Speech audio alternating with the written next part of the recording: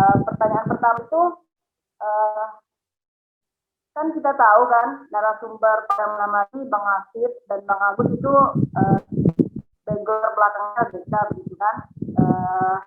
Pertanyaannya, sebenarnya tujuan apa sih dan aktivitas apa sih yang ada di dalam dakwah kampus ini? Apa sih kegiatan-kegiatan yang ada di dalam dakwah kampus ini?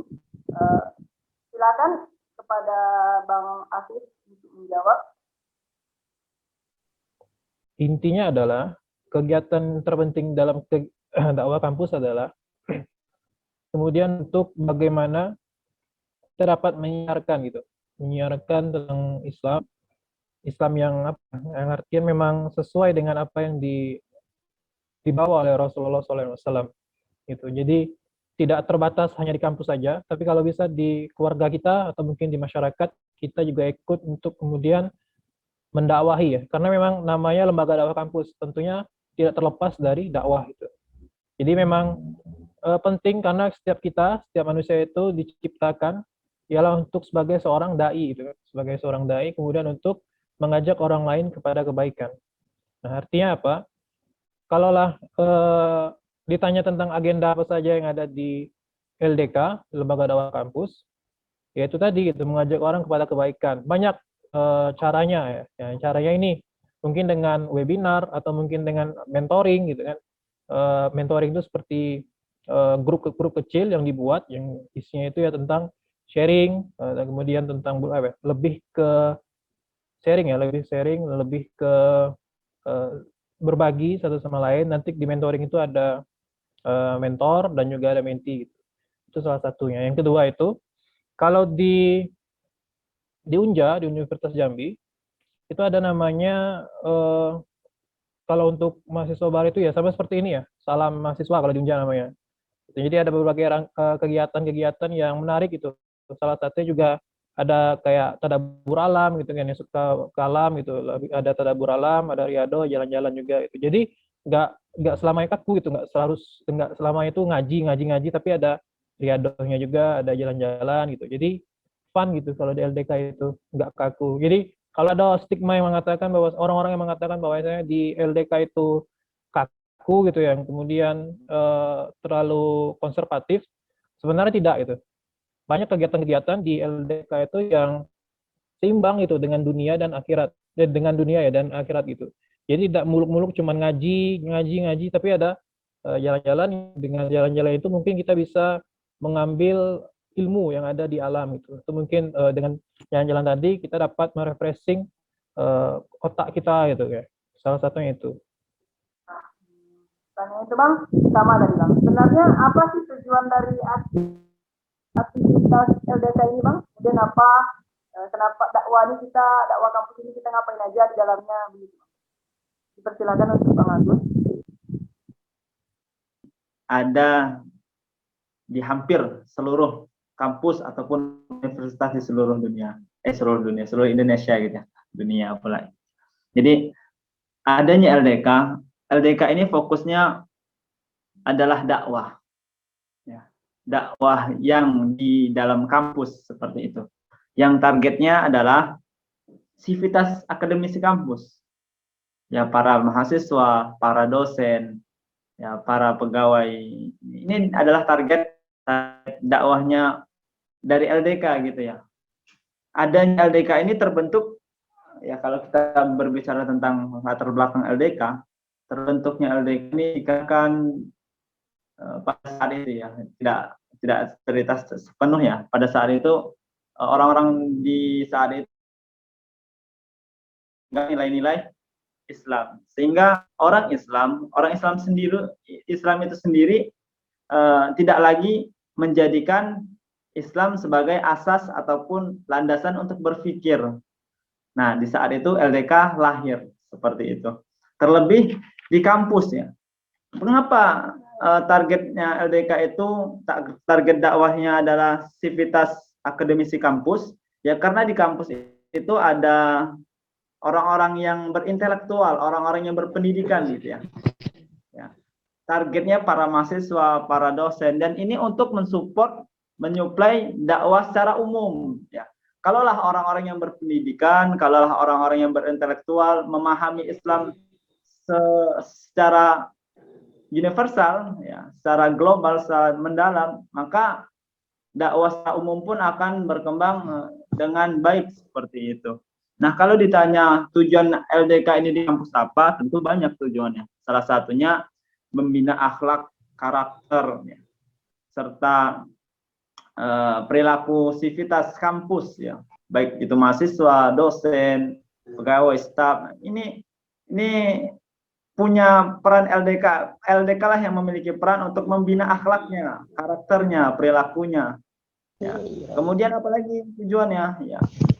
LDK memfasilitasi untuk memberikan pemahaman keislaman yang universal. Kepada siapa? Kepada tentunya sekali lagi sivitas kampus. Kemudian juga biasanya teman-teman yang bergabung di LDK itu mengajak seluruh sivitas kampus, teman-temannya di kelas, teman-temannya di prodi, teman-temannya di fakultas. Untuk apa? Untuk mempelajari Islam secara menyeluruh. Ya ayyuhalladzina amanu fisilmi kafah.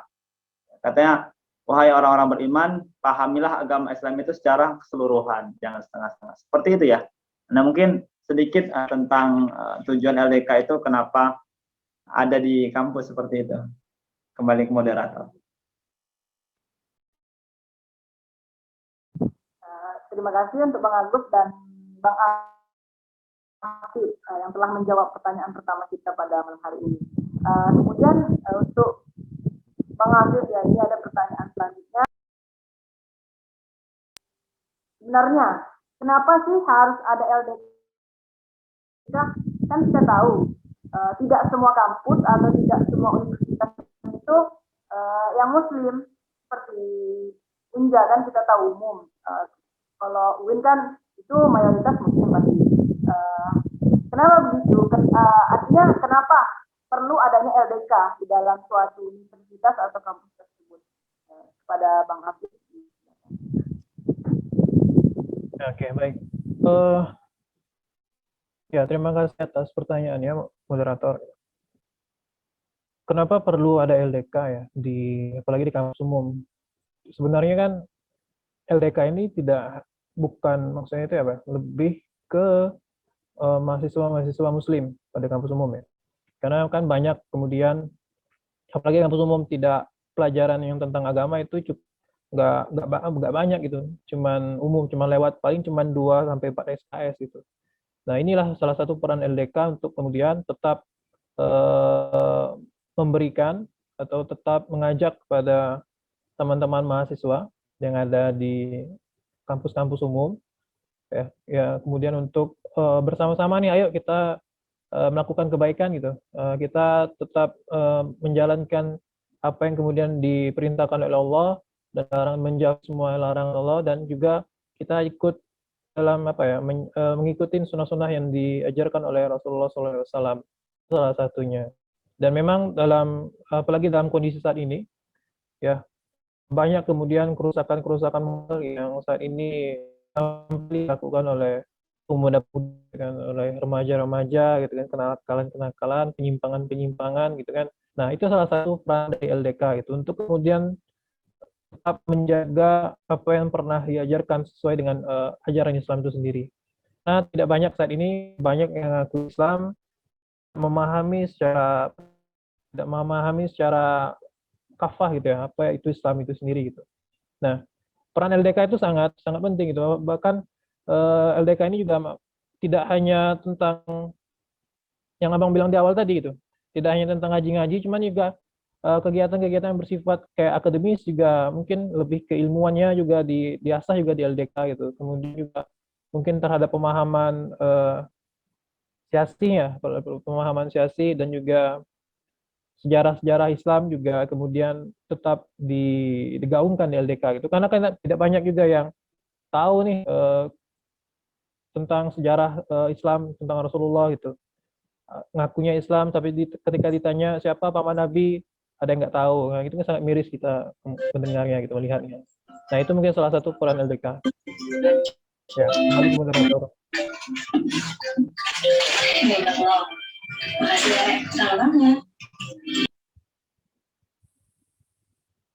Ya, silakan moderator. Terima kasih untuk mengupdate. Kemudian kita lanjut ke narasumber kedua. Pertanyaannya itu sama. Kenapa sih perlunya ada LDK di kampus? Kami sudah tahu nggak semua kampus itu mahasiswanya muslim. Kenapa harus ada LDK? Persilakan untuk mengambil. Baik, kurang lebih pertanyaannya hampir mendekati dengan pertanyaan yang pertama ya. Tujuan LDK itu apa tadi kan? Ya, tadi saya maksudnya LDK itu salah satunya untuk membina akhlak, untuk membina karakter, membina perilaku, sivitas kampus, sivitas akademisi yang ada di mahasiswa, dosen dan seluruh yang ada di kampus gitu ya. Nah, menarik apa yang sudah disampaikan juga dengan narasumber yang pertama, Bang Afif, senior saya nih. Beliau sampaikan tadi yang kemudian bahwasannya terjadi kerusakan moral gitu ya, kerusakan moral diri para mahasiswa. Ada di sinilah LDK itu begitu dibutuhkan dan berperan. Jadi kenapa ada LDK? Salah satunya LDK ini berperan untuk membina dan memperbaiki karakter moral yang sedang rusak seperti itu. Atau bisa saya simpulkan intinya 3 ya. Inti dari kenapa perlunya LDK itu ada. Yang pertama, LDK itu sebagai wadah gerakan kampus. Kalau nggak ada LDK ya barangkali ya walaupun kelasnya kelas UIN ya nggak ada dakwah di situ gitu ya. Apalagi di universitas yang umum seperti itu ya. Kenapa perlunya lembaga dakwah kampus? Karena sebagai wadah gerakan dakwah seperti itu. Kemudian yang kedua, sebagai supply daripada dakwah secara umum. Kalaulah para sivitas kampus, ya orang-orang yang berintelektual, orang-orang yang berpendidikan, memahami Islam yang kafah kata narasumber kita tadi kan ya, moralnya baik, maka para sivitas kampus ini, mahasiswa, dosen bisa melakukan dakwah secara umum dan bisa melebarkan sayap dakwahnya seperti itu. Kemudian yang ketiga, kenapa perlunya ada dakwah LDK ini di kampus? Ya karena sekali lagi LDK ini target atau objek dakwahnya adalah sivitas kampus, ingin membentuk akademisi yang mempunyai idealitas ya, rasionalitas ya, intelektualitas ya. Pokoknya yang seperti itu ya, profesionalitas. Nah ini yang diharapkan oleh LDK seperti itu. Itu kenapa LDK itu diperlukan atau perlu adanya LDK di setiap kampus. Seperti itu. Kembali ke moderator.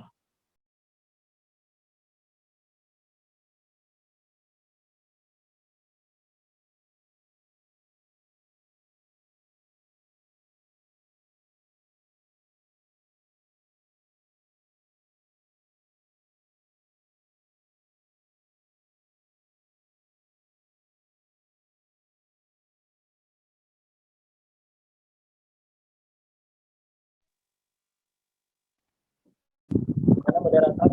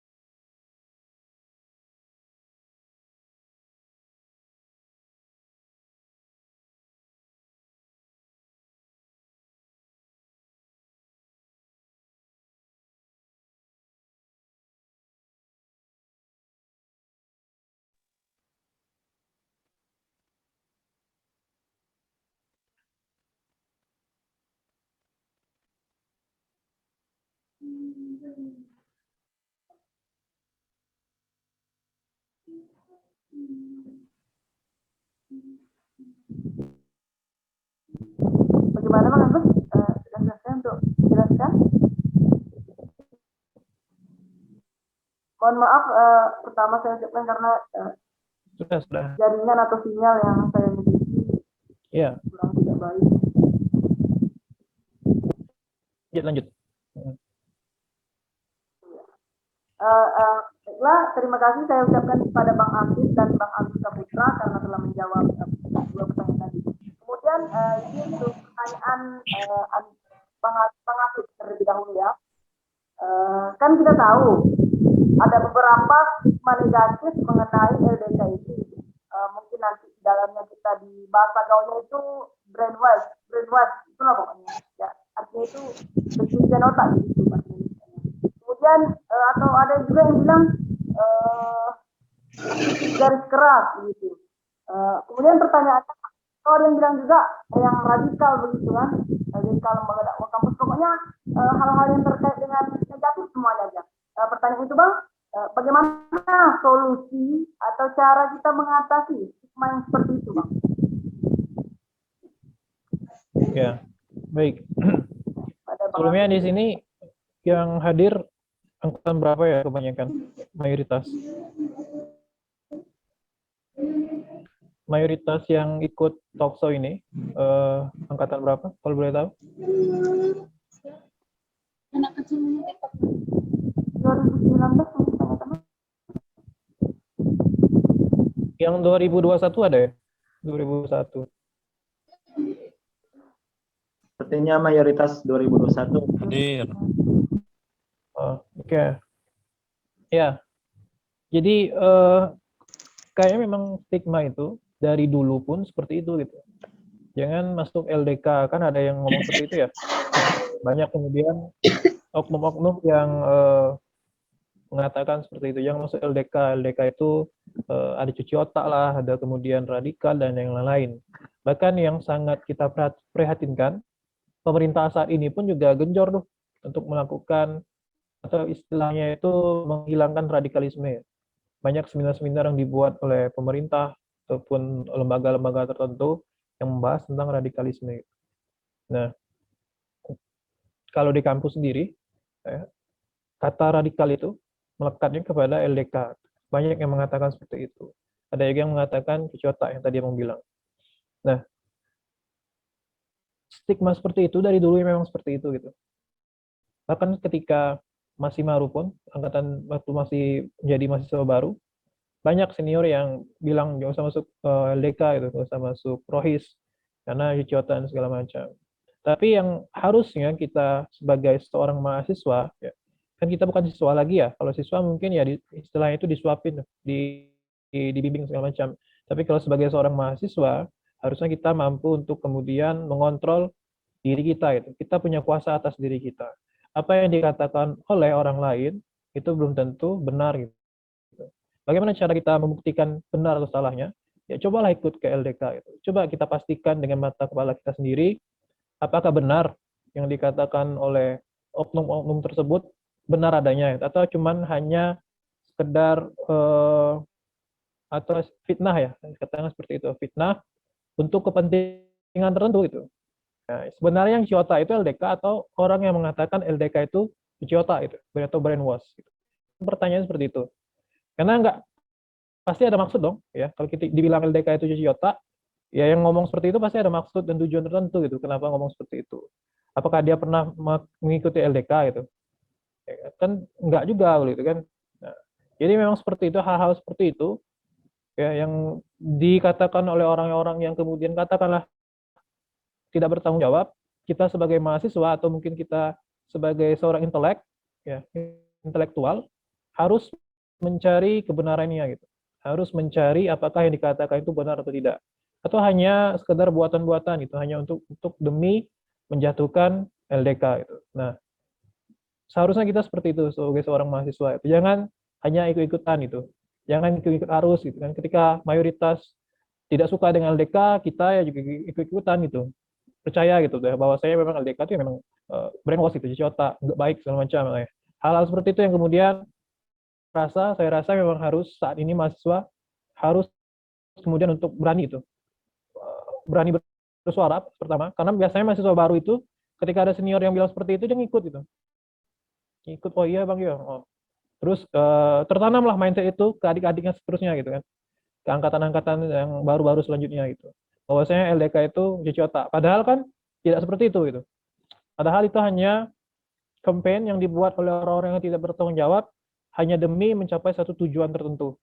Ya, dengan cara ya menjatuhkan gitu kan, memfitnah. Nah, itu sering, maksudnya itu pernah terjadi di zaman Rasulullah itu. Dikatakan Rasulullah itu adalah seorang penyihir gitu kan.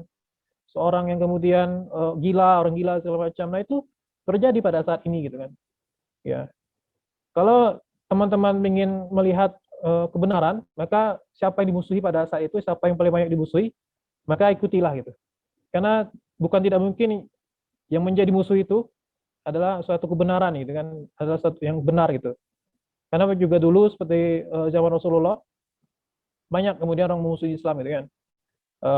Yahudi, Quraisy dan yang lain gitu, bersatu untuk kemudian menjatuhkan atau untuk menghapuskan Islam itu. Bahkan Rasulullah sendiri pun bahkan sampai mau dibunuh gitu kan, karena mengganggu agama nenek moyang itu. Kalau sekarang ini bahasanya eh, mengganggu apa ya? Mengganggu budaya yang ada sebelumnya gitu, merusak budaya yang ada sebelumnya.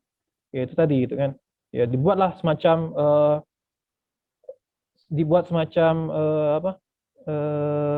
Buat apa isu-isu yang kemudian bisa menjatuhkan LDK gitu kan. Dibuatlah semacam propaganda yang mengatakan bahwasanya LDK itu brainwash dan yang lain-lain gitu. Jadi harapannya memang bagi teman-teman, apalagi teman-teman yang 2021, pilah-pilah lah gitu kan. Pandai-pandailah memilih sesuatu yang benar itu. Jangan mudah termakan dengan isu-isu yang belum tentu benar gitu. Karena kita seorang mahasiswa dan kita harus berpikir secara intelek sesuai dengan fitrahnya sebagai seorang mahasiswa. Itu mungkin. Kembali ke moderator. Terima kasih.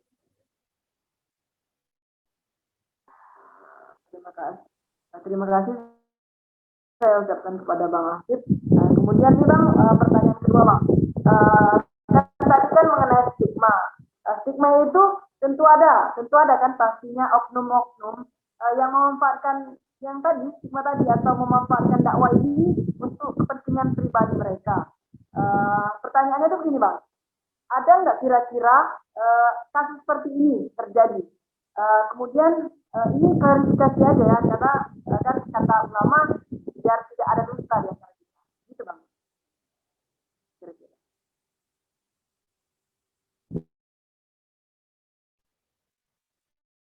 Pertanyaannya ke Kabak.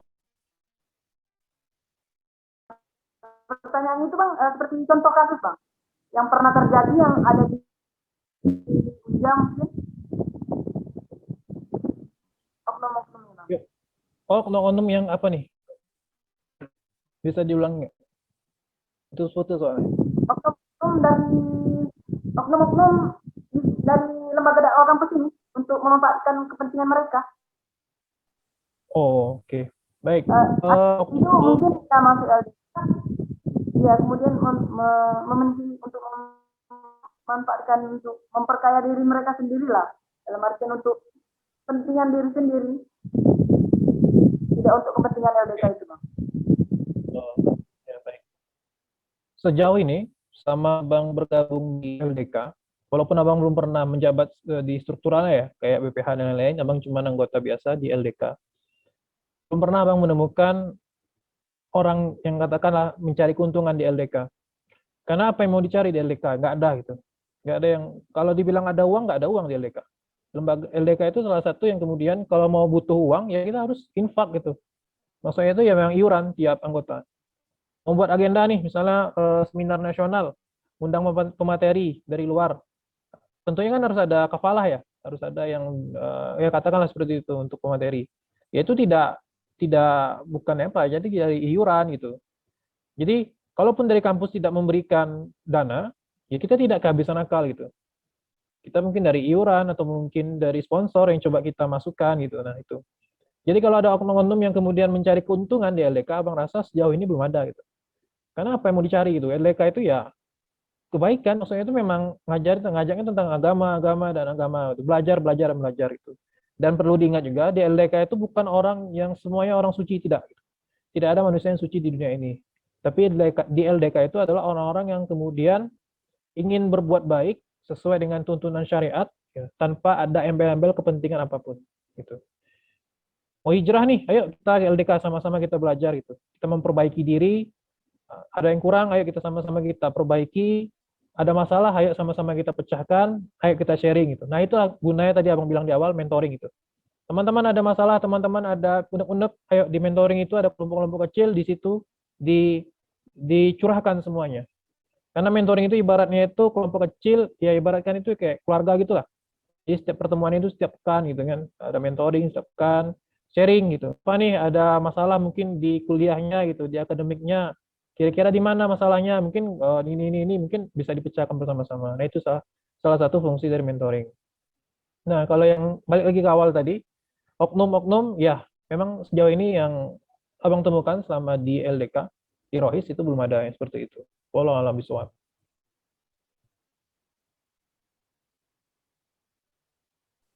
Terima kasih untuk Bang Afif, dan kita doakan saja oknum seperti ini tidak ada ya, karena lihat kita memang dari awal untuk masuk LDK ini betul-betul tidak ada. Oke. Kemudian pertanyaan selanjutnya Bang, ini terkait pergaulan yang ada di LDK Bang, karena kita tahu kan lembaga dakwah kampus otomatis berdakwah, dan di situ tidak terlepas dari interaksi antara ikhwan dan akhwat. Pertanyaan itu Bang, ada nggak aturan-aturan yang membatasi itu, atau dengan terjadi negara atau aturan-aturan? Ya baik. Ini tanya abang lagi ke Bang Agus.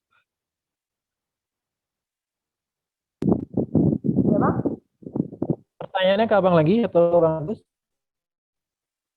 Ini ya, ke Bang Afif. Ini pertanyaan khusus untuk Bang Afif. Kita menyediakan 4 pertanyaan. Kemudian selanjutnya itu untuk Bang Agus spesial.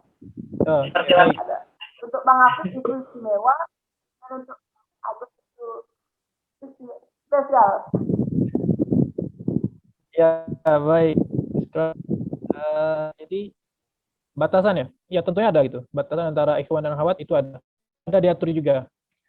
Kalau di Unja itu, ya nggak tahu, mungkin tiap kampus beda, mungkin tiap terkait batasan ya, terkait batasan. Tapi yang setahu abang, secara umum, memang antara ikhwan dan akhwat itu ada batas-batasan gitu. Seperti misalnya rapat nih,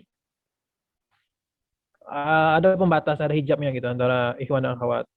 Kalau ada yang bilang, kok terlalu kaku gitu, konservatif. Ya selagi teman-teman mampu untuk kemudian menjaga pandangan dan mampu untuk menjaga hatinya gitu, ya nggak masalah kalau nggak ada hijab. Tapi kan kebanyakan saat ini nggak ada yang seperti itu, susah yang seperti itu gitu. Ya, apalagi kalau ada hadapan ya susah kemudian untuk kita mampu untuk menundukkan pandangan. Biasanya seperti itu ya kondisi saat ini. Jadi memang itulah fungsinya, ada pembatas antara ikhwan dan akhwat gitu. Kalau misalnya ada pertemuan, daurah dan lain-lain gitu, biasa ada pembatas gitu. Nah, kemudian ada juga batas waktu nih. Misalnya kayak hubungan, maksudnya itu dalam chatting antara ikhwan dan akhwat itu juga ada batasannya gitu. Nggak bisa sebebasnya gitu. Jadi ada batasan, misalnya batasan sampai maksimal itu jam 9. Dan juga chattingnya itu nggak boleh bertele-tele, to the point. Nah, seperti itu. Kalaupun ada pertemuan, misalnya satu orang ikhwan, kemudian satu orang akhwat, itu juga nggak boleh gitu. Minimal itu 2 orang akhwat itu. Misalnya mau rapat secara langsung ya, secara luring gitu. Itu juga peraturan seperti itu. Nah, tapi tiap-tiap LDK biasanya ada peraturan-peraturan tambahannya gitu. Nah, itu ya juga diatur oleh tiap LDK gitu. Seperti itu.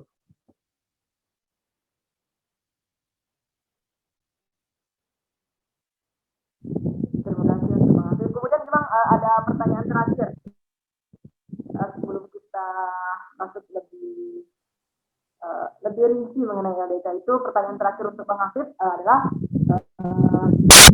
dengan status abang sekarang ini sebagai mahasiswa, pertanyaan itu, dakwah kampus ini atau LDK ini menjadi beban nggak untuk abang, atau semacam beban gitu untuk abang selaku yang mengikuti LDK atau bergabung di LDK ini? Beban, tentunya tidak gitu. Kalau dibilang beban tentunya tidak, karena kita yang memilih gitu kan. kita diberi pilihan mau masuk LDK atau enggak, kita kan diberi pilihan. Ya abang memilih untuk masuk LDK, ikut LDK. Tentunya apapun konsekuensi yang ada LDK ya abang siap untuk menerimanya gitu. Dan yang paling penting di LDK itu kita diajarkan untuk ingat gitu. LDK ini bukan lembaga profit gitu.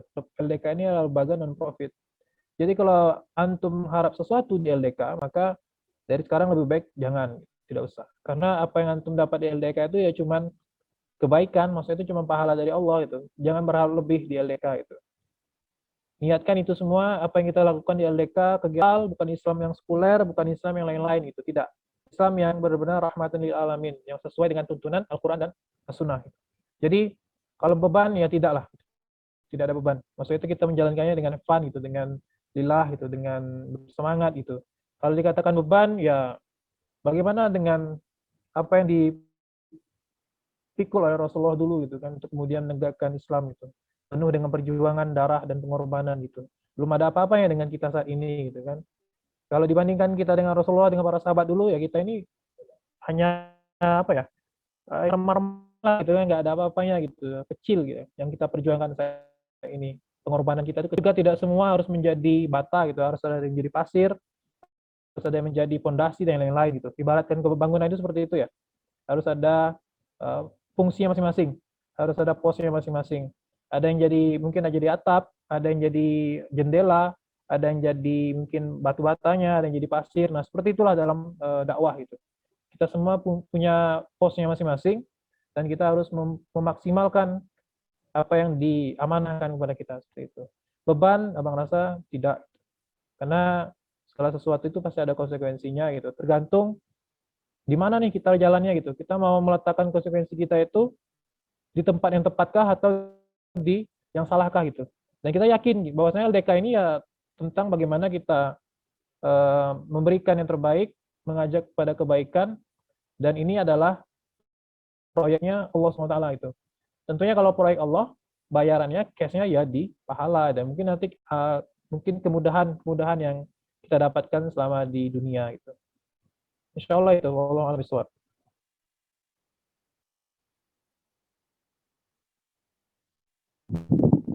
Terima kasih sekali lagi untuk Bang Hafiz yang telah menjawab pertanyaan yang telah diberikan tadi. Itu ada pertanyaannya. Setelah kita mengetahui atau gambaran umum mengenai LDK ini, itu tadi kan Bang yang telah diajukan oleh Bang Hafiz tadi pertanyaannya itu terkait hal-hal umum. Kemudian selanjutnya kita akan memberikan pertanyaan ke Bang Agus ini terkait hal-hal rinci atau terkait yang ada di LDK. Bang Agus, bisa didengar suara saya? Insyaallah bisa. Baiklah ya, kita langsung saja untuk pertanyaan pertama itu. Bang, tentu banyak yang bertanya-tanya. Bang, gimana sih cara gabung dengan LDK, Bang? Caranya gimana, Bang, gabungnya dengan LDK? Untuk abang ya? Iya, untuk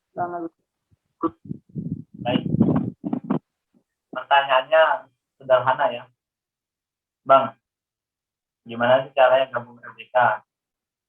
Ya tadi sudah disampaikan ya, cukup banyak tentang LDK. Bang Hafiz sudah sampaikan tentang LDK. Sekarang pertanyaannya gimana sih caranya gabung LDK? Pertanyaan yang sederhana dan saya pun berpikir untuk menjawab dengan sederhana. Apa jawabannya? Cara gabung dengan LDK, ya tinggal gabung. Tinggal gabung, ya nggak usah pikir-pikir.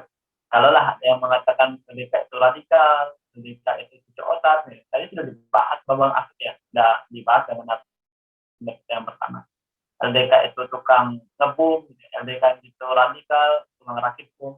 Ya. Sampai sekarang saya pribadi yang dari awal semester semester 1 bergabung dengan LDK sampai sekarang saya nggak pernah diajarkan untuk merakit bom. Ya. Saya mahasiswa UIN Tulen, ya. UIN Suta, semester 1 saya bergabung dengan LDK, belum pernah sampai saat ini, bahkan tidak pernah untuk diajari meracik bom seperti itu. Nggak pernah. Jadi LDK itu, ya, kalau ada statement yang aneh tentang LDK, ya segera jangan didengar seperti itu. Ingin bergabung, segera bergabung, karena mahasiswa itu berkehendak merdeka. Mahasiswa itu bergerak berdasarkan pemahaman. Cari tahu LDK, setelah kita tahu tentang LDK baik buruknya, ya tentu banyak-banyak. Allah, ya maka segera gabung. Cara gabungnya, ya menyegerakan gabung. Cari senior LDK, chat, kemudian daftar. Setelah itu mengikuti agenda rekrutmen anggota LDK gitu, di awal kuliah. Insya Allah ada agendanya itu nanti penerimaan anggota LDK Al-Uswah yang di UIN. Ya, itu nanti ada yang namanya PNAKU. Agenda pertama khusus untuk teman-teman yang mau bergabung dengan LDK. Kalau di UNJA itu, yang mungkin Bang UNJA itu tadi beliau sampaikan ada Salma. Ya. Salma itu salah mahasiswa. Kalau nggak salah ya Bang. Makasih. Kembali moderator. Baik, terima kasih saudara menunjuk. Kemudian Bang, pertanyaan selanjutnya itu Bang, ini Bang, tadi sudah dijelaskan sedikit. Itu LDK ini Bang, atau lembaga dakwah kampus ini termasuk ke organisasi mana Bang? Intra atau ekstra? Gitu Bang. Oke, pertanyaan dengan teman-teman mahasiswa baru di UIN. Kalau di Universitas Unja, mereka tentu sudah tahu ya. Teman-teman di Unja itu pasti tahu ada LDK-nya, lembaga dakwah kampus di Unja, disebut dengan yang lain apa ya? Ar-Rahman, seperti itu, Rohid Ar-Rahman. Nah, kalau di UIN ini, teman-teman mahasiswa yang baru bertanya-tanya, LDK ini intra atau ekstra gitu ya. Sebab apa? Sebab ada yang mengatakan LDK ini ekstra dari luar gitu ya. LDK ini nggak ada di kampus UIN gitu. Jadi saya sampaikan hari ini teman-teman mahasiswa baru, LDK Al-Uswah UIN Suta Jambi ya, itu organisasi internal berada di dalam kampus. Ya, karena pada umumnya semua LDK itu di awal saya sampaikan LDK itu memiliki sifat yang internal di dalam kampus ya. Di seluruh Indonesia hampir universitas dan kampus-kampus itu ada LDK-nya. Begitu pula dengan ini. Nah, seperti itu. Kalau ditanya intra atau ekstranya, sederhananya jawabnya LDK itu intra. Seperti itu. Cukup ya, kembali ke moderator.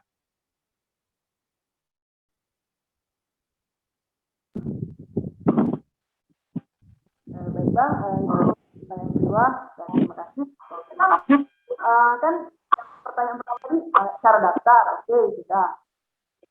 Kemudian tentang intra dan ekstra tentang LDK ini. Kemudian Bang, setelah kita memasuki atau bergabung di LDK ini, tentu kita ada kegiatan dong. Seperti yang telah dikatakan oleh Bang Hafiz tadi, yaitu kegiatan mentoring. Ini kita akan sedikit bertanya lebih lengkapnya kepada Bang Agus. Mentoring itu apa sih Bang? Apa sih mentoring? Selaku mahasiswa baru belum pernah dengar kata-kata mentoring. Itu Bang. Baik, berkenaan dengan mentoring tadi saya nyimak apa yang sudah disampaikan dengan Bang Hafiz juga ya. Narasumber kita yang pertama beliau sampaikan mentoring itu sangat-sangat aktif. Mentoring itu tempat curhat, kalau banyak beban, tugas-tugas kampus, kebingungan. Di mentoring selesaikannya. Apa sih mentoring? Mentoring itu gini ya teman-teman. Mentoring adalah agenda yang paling utama, agenda penting, kegiatan yang dijual ya, di LDK. Mentoring itu bahasa kita ya, bahasa gaul gitu ya. Tapi makna mentoring sebenarnya pembinaan. Artinya salah satu kegiatan LDK di antara banyaknya kegiatan LDK itu adalah mentoring. Mentoring ini di mana tempat kita berbicara tentang pendidikan, ruang pendidikan ya katanya. Kenapa ruang pendidikan? Karena sebenarnya LDK itu menitik beratkan hampir semua programnya itu fokusnya ke pendidikan. Pendidikan apa, Bang? Pendidikan karakter, pendidikan moral, pendidikan Islam, khususnya seperti itu. Emang pendidikan aja, Bang? Ya. Pendidikannya, ya, jangan kita anggap pendidikan terus monoton, terus ngaji, kemudian kajian, kitab ini, kitab itu, enggak. Kita walaupun pendidikan, terkadang tetap dikemas dengan fun, dengan seru-seruan, game, seperti itu. Tapi intinya ada bermanfaatan, ada yang bisa kita petik di dalam pendidikan itu, dalam jenis tertentu. Nah, kegiatan mentoring ini intens tiap 1 kali dalam sepekan. Nanti teman-teman jika sudah daftar, sudah mengikuti kegiatan Penaku ya, nanti teman-teman dibagi kelompoknya untuk ikut mentoring ya. Di mentoring itu paling tidak kita dapat 3. Di mentoring itu kita dapat 3. Kita mengenal teman yang baru ya, saling kenal temannya. Ini di mentoring. Kita bagi kelompoknya, kita kenal dengan teman di luar fakultas, di luar jurusan kita, seperti itu. Kita mengenal teman-teman yang lain, sehingga kita pun banyak teman. Sama teman mentoring kita, kelompok mentoring kita bisa ya, seperti yang disampaikan narasumber kita tadi ya, kita bisa curhat, bisa saling cerita, bisa sharing, tukar pikiran, kita saling diskusi. Artinya kita saling terbuka satu sama lainnya. Teman ini saling terbuka, kita berbicara terang-terangan. Kita artinya di sini lah tingkat kita untuk saling tafahum, saling memahami teman kita.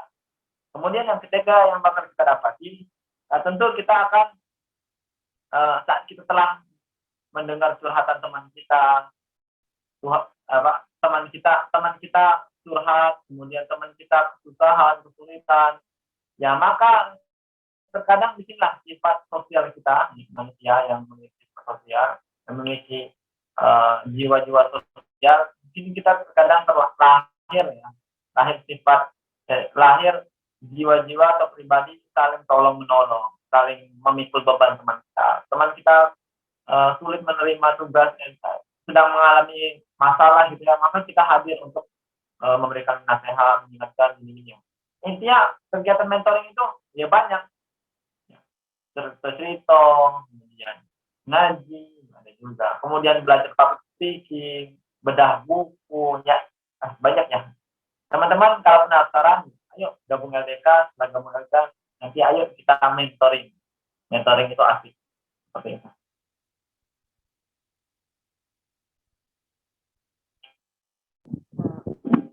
Baik, terima kasih Mas Agus. Jadi kami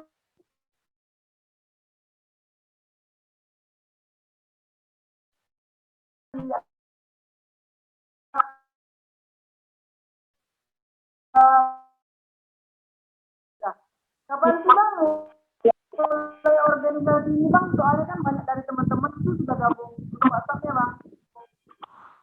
Kapan sih mulainya?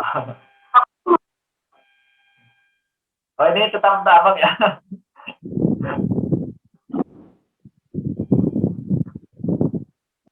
Iya Bang?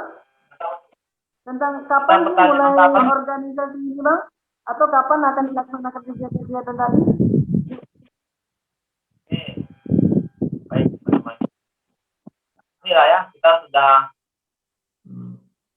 melaksanakan kuliahnya itu secara offline, tatap muka di kampus. Maka insya Allah kegiatan-kegiatan LDK pun nanti demikian, menyesuaikan dengan jadwal yang sudah ada gitu ya. Kapan mulainya? Sudah daftar nih, sudah bergabung di grup teman-teman. Insya Allah kegiatan itu tanggal 16, 17. Ya, namanya Penaku. Kegiatan pertama sekali yang menerima anggota LDK baru. Nanti teman-teman gabung ya. Dan pastikan teman-teman hadir di tanggal itu, tanggal 16, tanggal 17. Insya Allah di situ kita langkah awal kita untuk bergabung dengan LDK. Setelah kita mengikuti kegiatan Penaku, nanti ya kita dibagi kelompoknya, kemudian kita bisa menjalankan aktivitas kita, kegiatan kita di LDK. Salah satunya mentoring tadi. Mentoring itu sekali lagi insya Allah asik, banyak manfaat. Harap bersabar, ini tanggal berapa ya? Tanggal 3, coba tanggal 16, 17 kita mengikuti kegiatan pertama untuk mahasiswa baru di Jambi. Kemudian kembali ke moderator. Terima kasih. Oh, jadi kegiatannya mulai tanggal 17 Bang ya, sekitar 2 pekan lagi ya Bang ya. Kemudian tadi kan Abang ada menyinggung mengenai Penaku Bang. Itu kita bertanya-tanya, apa sih Bang Penaku itu? Jadi menyampaikan Penaku itu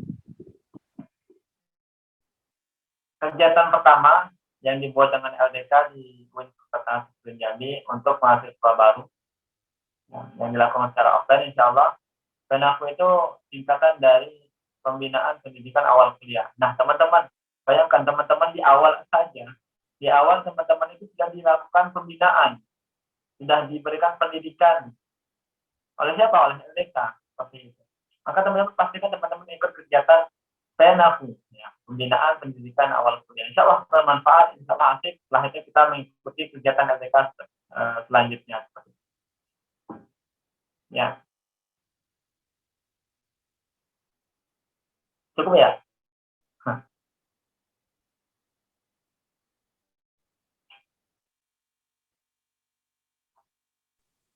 Baik, terima kasih Bang Agus. Itu tadi yang telah kita mengenai Penaku. Dan setelah Penaku tadi Bang, kemudian kita telah masuk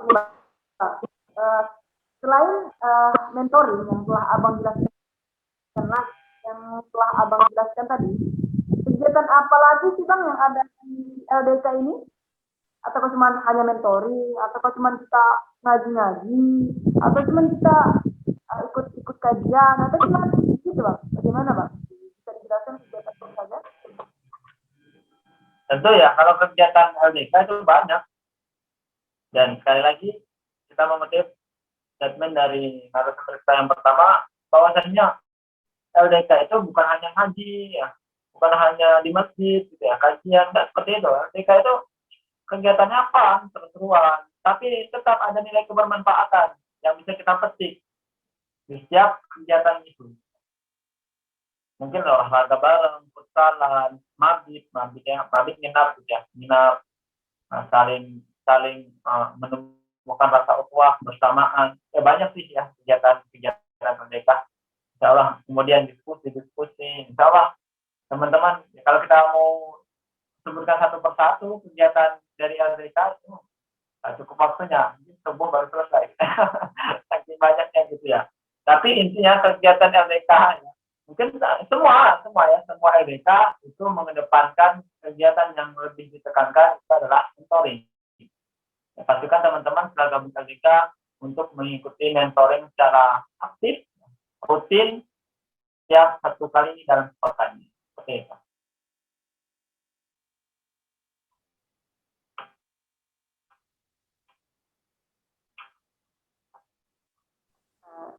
Baik, terima kasih.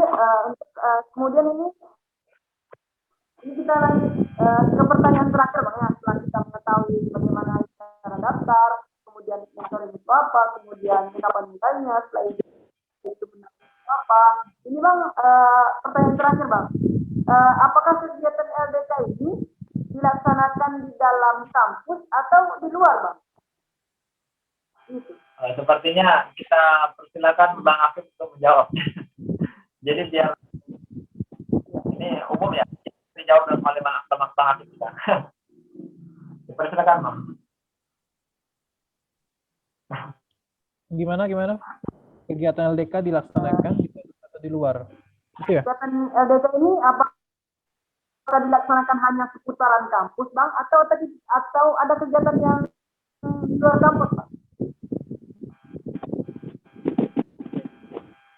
Untuk kegiatan LDK itu biasanya kan kegiatan internal kan. Cek, dengar? Halo?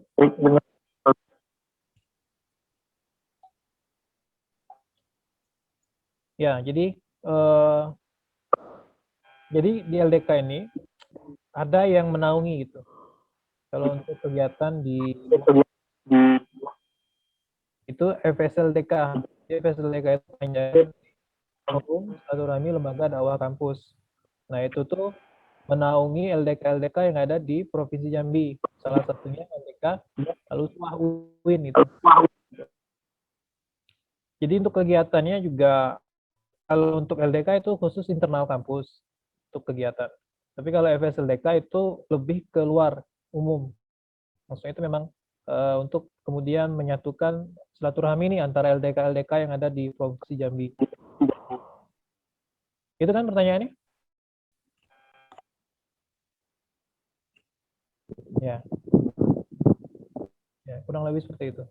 Terima kasih untuk Bang Afif. Kemudian ada tambahan dari Bang Agus untuk kegiatannya, Bang, terutama di UIN? Ya, kurang.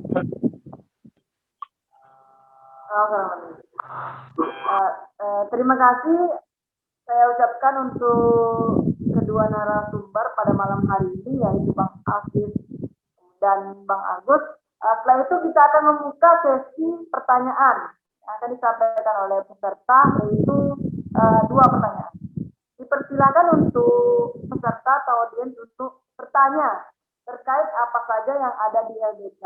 Kemudian di India itu Rohit. Langsung saja ya, dipersilakan. Apakah ada yang ingin bertanya dari peserta?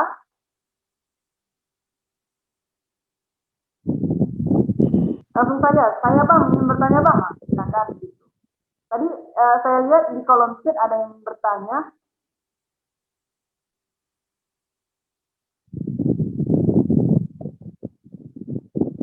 Bagaimana teman-teman?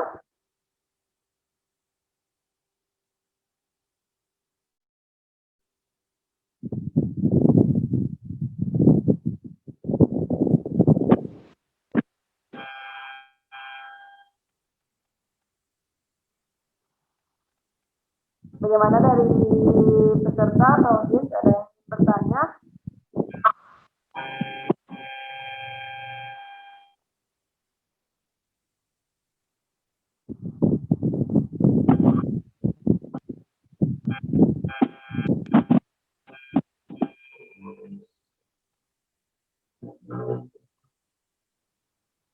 Kalau tidak ada itu saya yang bertanya.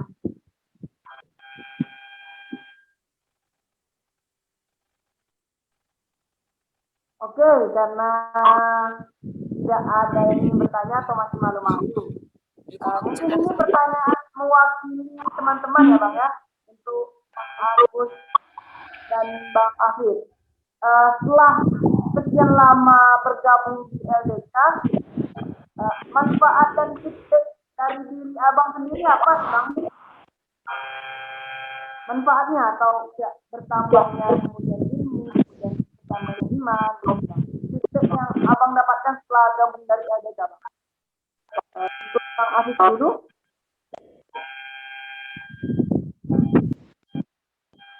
Ya, manfaat yang didapatkan kalau bergabung ke LDK. Oke. Suaranya jelas kan? Suaranya jelas? Jelas Bang, jelas. Ya. Kalau ditanya manfaat, tentunya banyak sekali manfaat yang didapatkan jika kita bergabung dengan LDK. Mungkin yang awalnya Abang dulu ketika diminta untuk ngomong di depan orang, berani gitu kan, grogi dan lain-lain. Tapi alhamdulillah setelah di LDK kemampuan untuk berbicara di publik, di depan orang banyak itu mulai terasa gitu. Mulai ada peningkatan-peningkatan dan lain-lain gitu. Itu salah satunya. Kemampuan berbicara di depan orang lain salah satunya. Yang kedua itu leadership, kepemimpinan kita. Gitu. Kita mampu untuk kemudian menghandle mungkin salah satu kegiatan sebagai panitia mungkin. Nah, di LDK itu diajarkan tuh bagaimana menjadi seorang panitia gitu kan. Untuk yang ketua tugasnya ngapain, sekretaris ngapain, bendahara ngapain, mungkin yang di CO divisinya ngapain itu. Itu yang kedua. Yang ketiga, mungkin yang lebih paling utama ya, kita bertemu dengan orang-orang luar biasa, para mentor yang sangat memotivasi, para mentor yang kemudian banyak ilmunya yang bisa kita ambil, yang itu menjadikan kita termotivasi gitu. Kita ada panutan itu di LDK. Kita ada senior-senior yang banyak pengalaman, senior-senior yang luar biasa ilmunya, bahkan bukan cuma dalam agama, tapi juga mungkin yang lain dalam ilmu ekonomi, entrepreneur, dalam ilmu yang lebih ke akademisi mungkin, ke akademik, atau mungkin dalam ilmu yang lebih ke politik. Gitu. Sebenarnya banyak yang kita dapatkan di LDK. Banyak ketemu orang-orang yang luar biasa, teman-teman yang kemudian saling support satu sama lain ketika kita down, ada teman-teman yang kemudian untuk meng-up kita kembali, ya mengajak kita untuk bangkit kembali. Nah, itu yang sangat luar biasa yang mungkin tidak gampang kita temukan di organisasi lain gitu. Itu salah satunya. Banyak sih sebenarnya yang bisa Abang sebutkan, cuma 3 dulu kayak pada malam hari ini. Terima kasih, balik lagi ke moderator. Terima kasih untuk Bang Afif yang telah memberikan jawaban atas pertanyaan kita tadi. Kemudian kita kembalikan kepada Bang Abi terkait manfaat Bang atau bisnis yang Abang rasakan setelah Abang bergabung di LDK yang Abang sebelumnya belum pernah Abang dapatkan. Mungkin bagaimana dengan baru Bang Abi.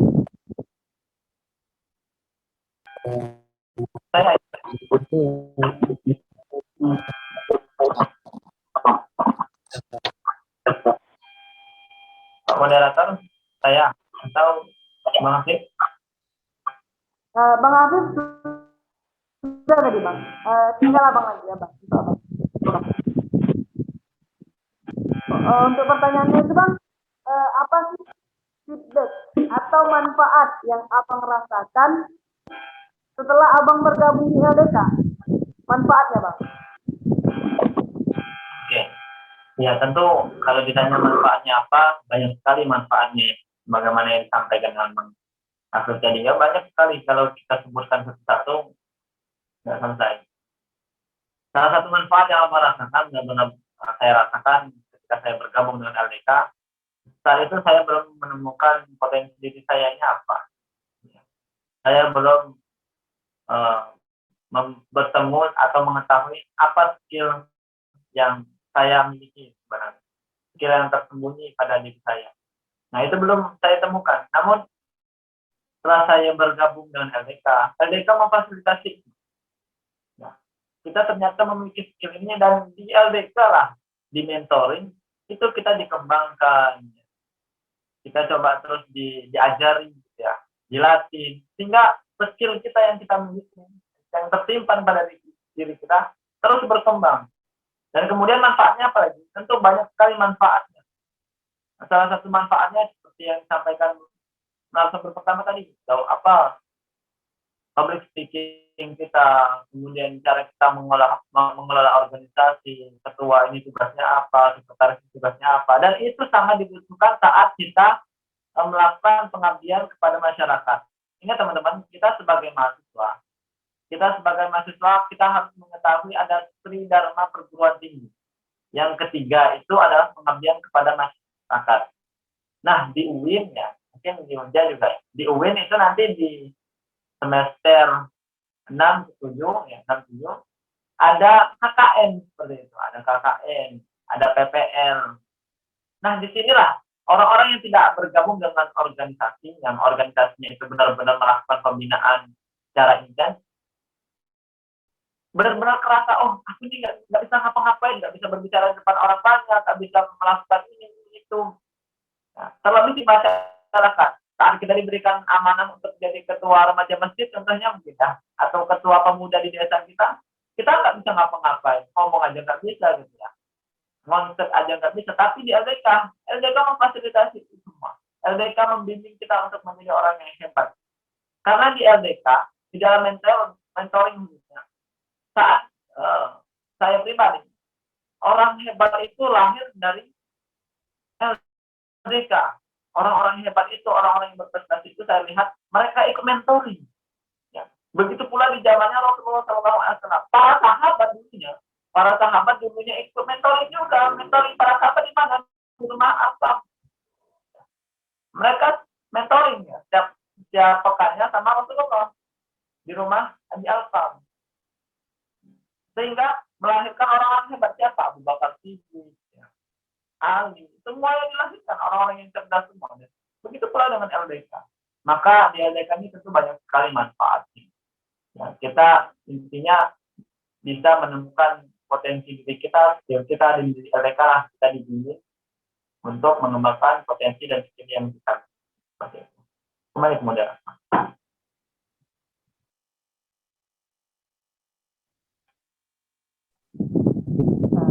Baiklah, kita tadi beberapa hal yang telah Abang Afid dan kemudian Bang Agus dapatkan setelah bergabung mereka itu seperti ya speaking, kemudian kepemimpinan, kemudian hal-hal yang terkait dengan internal kita yang lebih bisa berubah dari hal yang sesuatu yang tidak tahu. Kemudian setelah itu saya tanya sekali lagi ya untuk teman-teman, apakah ada unek-unek atau apakah ada yang ada di pikirannya? Ayo silakan kita tanyakan kepada Bang Agus dan Bang Agus ini sebelum kita akhiri talk kita pada malam hari. Kami Bang, kami dipersilakan untuk yang ingin bertanya. Kami Bang, kami. Ya. Izin bertanya Bang. Dan jurusan ya. Baik Bang. Ya, silakan. Assalamualaikum warahmatullahi wabarakatuh. Nama saya Parza Bang dari PAI. Jadi kami ini Maru Bang. Kami ini Maru. Terus kami ini sebagai Maru kan kadang ada orang yang menyatakan atau stigma mereka tuh katanya Bang LDK tuh organisasi yang keras Bang katanya. Terus juga intoleran, apalagi kan. Kadang juga radikal. Bahkan sampai ada yang mengatakan enggak Bang, organisasi penghasil teroris gitu Bang. Jadi Bang, kami ini sebagai mahasiswa baru nih enggak Bang. Terus bagaimana kami menyikapi statement dari mereka tuh Bang yang kadang berbicara seperti itu. Terus kami ini jadi ragu Bang. Nah, itu kami juga bingung. Jadi bagaimana Bang untuk menyikapi supaya kami ini sebagai mahasiswa baru tidak ada prinsip gitu Bang. Jadi mohon pencerahannya Bang. Assalamualaikum warahmatullahi wabarakatuh. Waalaikumsalam warahmatullahi wabarakatuh. Baik, terima kasih untuk saudara Aparza. Langsung saja ya kita untuk menjawabnya itu dimulai dari Bang Agus dulu. Silakan Bang. Ya, baik. Pertanyaannya tadi kayaknya sudah Abang singgung juga ya terkait intervensi dari senior mungkin ya. Kemudian menjelek-jelekan atau mungkin katakanlah membuat isu propaganda yang tidak baik tentang LDK gitu ya. Apalagi posisinya sebagai Maru ya. Abang juga pernah merasakan hal tersebut ketika masih Maru dulu. Jadi memang banyak senior yang mengatakan bahwasanya memang LDK itu ya yang seperti dirimu bilang tadi gitu. Brainwash, mungkin juga radikal dan yang lain-lain. But ya kembali lagi ke awal tadi, kita sebagai mahasiswa punya power gitu. Kita tidak lagi kemudian mau diarahkan ya dengan orang-orang ya katakanlah mungkin tidak bertanggung jawab gitu. Kita punya prinsip harusnya ya, kita semua harus punya prinsip, kita semua harus punya pegangan dalam artian kita nih harus punya karakter gitu. Sebagai mahasiswa itu mulailah untuk mengasah karakter, mengasah prinsip dan jangan gampang terbawa oleh arus gitu. Jangan gampang terbawa oleh isu-isu yang belum tentu kebenarannya. Kita harus pastikan apakah benar nih yang dikatakan orang tersebut bahwasanya LDK demikian demikian dan demikian gitu. Kita harus mampu untuk memilih dan memilah tentang kebenaran dan ataupun itu kesalahan ataupun kebatilan ya. Karena kalau bukan kita terus mau bagaimana gitu. Apakah kita hanya ingin ikut? Apa katanya kita ikut gitu kan, katanya buruk, ya udah kita bilang oh ya buruk gitu. Nggak seperti itu gitu. Kita punya pilihan gitu. Kita punya pilihan untuk tidak mengikuti apa yang dikatakan gitu. Kita punya pilihan untuk membuktikan dengan mata dan kepala kita sendiri bahwasanya apa yang dikatakan itu apakah benar atau tidak gitu. Jadi mulai dari sekarang sebagai seorang mahasiswa baru ya, mungkin intervensi dan lain-lain, apalagi kalau ketahuan nih ikut LDK mungkin ya, apalagi kalau di UIN, abang tahu sejarahnya di UIN seperti apa untuk LDK, ya memang harus kuat-kuat gitu. Karena generasi terkuat itu dibentuk dengan kondisi yang katakanlah kayak di UIN ya, kondisi yang memang benar-benar diintervensi bahkan sampai dari birokrasi pun juga ikut untuk mengintervensi LDK gitu. Nah jadi itu memang sebenarnya ya gimana? Luar biasa emang. Luar biasa memang. Ya itu. Jadi abang memang jadi abang akuin memang di UIN antum semua ya yang di LDK itu orang yang luar biasa gitu, yang mampu untuk kemudian bertahan, tetap terus memperjuangkan kebenaran gitu. Ya walaupun intervensi dari dosen, dari rektor sekaligus gitu kan, dari wakil rektor gitu kan, bahkan dari mahasiswa semuanya bersatu untuk kemudian biar bagaimana LDK itu lenyap gitu kan. Nah, tapi antum masih bertahan sampai saat ini gitu kan. Dan abang yakin generasi-generasi yang kemudian terus mengalami konflik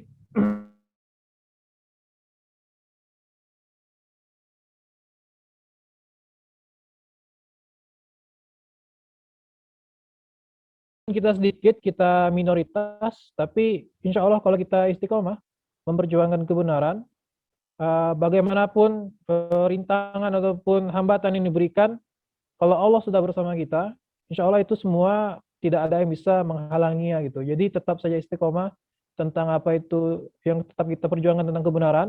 Ya walaupun orang bilang itu radikal dan yang lain-lain gitu, intinya satu gitu.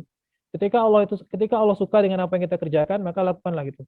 Tidak peduli dengan apa kata orang lain gitu. Jadi memang sebagai mahasiswa baru gitu. Ikutilah LDK gitu. Teman-teman bakal merasakan bedanya antara LDK dengan organisasi lain di luar sana gitu. Kelas di UIN ya gitu. Teman-teman bakal dengan organisasi teman-teman gitu. Banyak kok perbedaannya gitu. Bisa teman-teman bandingkan gitu. Abang berani bertaruh gitu. Kondisinya memang ketika teman-teman memilih untuk ikut organisasi sana, ikut LDK, silakan teman-teman bandingkan. Nah, di situ bakal teman-teman tahu, oh supaya seperti ini loh gitu, cara sistem permainannya gitu loh, sepertinya ya. Kalau alami suap, Abang kembalikan ke moderator. Terima kasih untuk Bang Afif yang telah menjawab dengan jawaban yang sangat luar biasa ya. Kemudian itu kita lanjut pertanyaan jawaban dari Bang Agus atas pertanyaan yang diajukan oleh saudara Avanza tadi. Silakan untuk Bang Agus. Ya sedikit ya. Sedikit tadi sudah disampaikan dengan Bang Afif. Saya itu termasuk orang-orang yang tidak suka dengan katanya.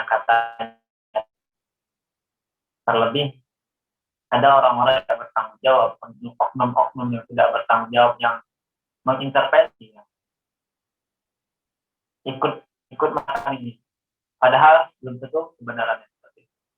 Jadi terkait dengan LDK, banyak kalau di UIN apalagi mengatakan katanya LDK itu katanya gini, LDK itu katanya gitu. Saya orang-orang yang tidak suka dengan orang yang mengatakan katanya. Saya itu orang yang memiliki prinsip apa yang disampaikan dengan narasumber kita yang pertama itu memang benar. Kita ini harus memiliki prinsip. Seorang mahasiswa ini harus menjadi orang-orang yang berpikir dan berkehendak merdeka. Tidak ada satupun orang yang bisa memaksa mahasiswa untuk bertindak. Artinya kalau kita ingin bertindak, bergabung dengan LDK, apapun yang dikatakan dengan orang lain, baik itu buruk yang dikatakan, maka kita tetap bergerak, tetap bertindak, gabung LDK. Jangan mau ya dipengaruhi dengan orang lainnya. Mahasiswa itu bertindak atas dasar pemahaman, bukan taklid. Kita pahami dulu apa LDK ini. Benar nggak yang dikatakan orang itu? Kita baca, kita lihat, kita dengar, kemudian kita serap dan kita rasakan. LDK. Kita lihat dengan mata kita, dengar dengan kuping kita. Ya. Lihat langsung, jangan dengar dari orang seperti itu. Ya. Saya selalu sampaikan dengan teman-teman mahasiswa. Kenali sesuatu dengan sendiri. Orang-orang yang taklid ikutan kami di sini ikut ini LDK sepi, ditambah lagi dipengaruhi intervensi dari yang lain, LDK itu gini-gini, kita melemah. Kita harus memiliki prinsip, ya seperti itu. Cukup. Terima kasih untuk narasumber. Sebelum kita menutup topik kita pada malam ini, tadi ada saya mendapat pertanyaan dari Cici. Pertanyaannya begini, apa sih pengalaman yang kakak rasakan selama berada di LDK? Pengalaman itu pengalaman pahit ataupun pengalaman yang menyenangkan, bisa dijawab secara singkat, Bang, untuk Bang Akif dari Bang Agus. Untuk Bang Akif dulu, gimana pengalamannya selama di LDK? Apakah ada yang pahit atau buruk atau bagaimana?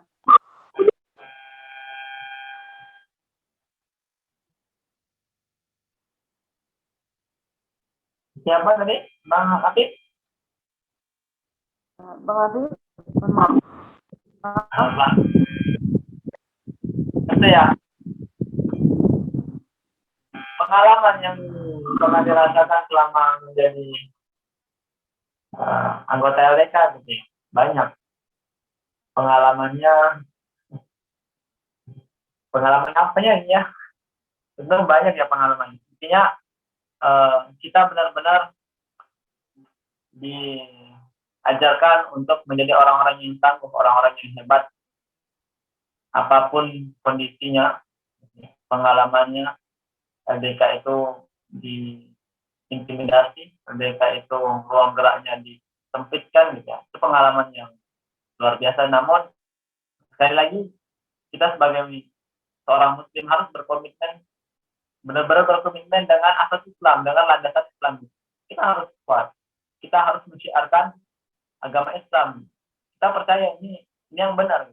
Kita harus mensyiarkan. Jangan mau walaupun ruang kita dipersempit, walaupun gerak kita dibatasi, ya, kita dalam tekanan, ya, pokoknya kita terus berjuang. Pengalaman itu banyak yang bisa disampaikan sepenuhnya. Kembali. Ya, terima kasih untuk Bang Agus. Kemudian untuk Bang Akif, Bang, secara singkat aja, Bang, pengalaman yang Abang rasakan selama ikut Tauhid atau LDK ini, Bang? Pengalaman yang dirasakan, oke. Banyak pengalaman yang dapat dirasakan gitu kan. Intinya gini, saya tidak akan mungkin berada di sini kalau saya tidak ikut LDK mungkin ya. Karena dari LDK lah saya belajar banyak tentang apa itu kepemimpinan, apa itu saling berbagi, apa itu persaudaraan, kekeluargaan, dan lain-lain. Itu semua saya pelajari dari LDK. Gitu, terima kasih.